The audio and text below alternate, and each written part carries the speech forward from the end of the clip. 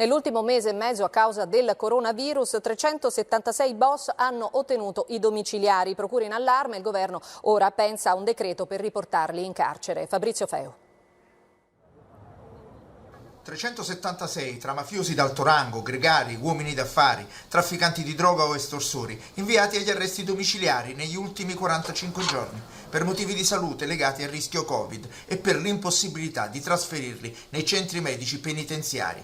L'elenco degli scarcerati era stato inviato la settimana scorsa alla Commissione parlamentare antimafia. 61 i detenuti a Palermo, 67 a Napoli, una quarantina a Roma, Catanzaro, Milano, tornati nella loro terra, come per esempio l'ergastolano Cataldo Franco, uno dei carcerieri del piccolo Giuseppe Di Matteo, sequestrato e poi ucciso da Cosa Nostra.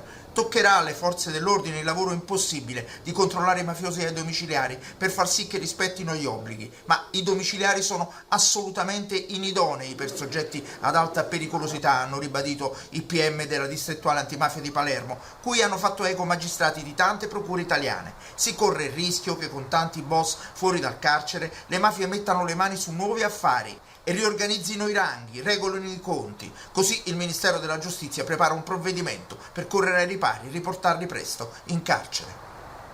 La RAI presenta la settimana di appuntamenti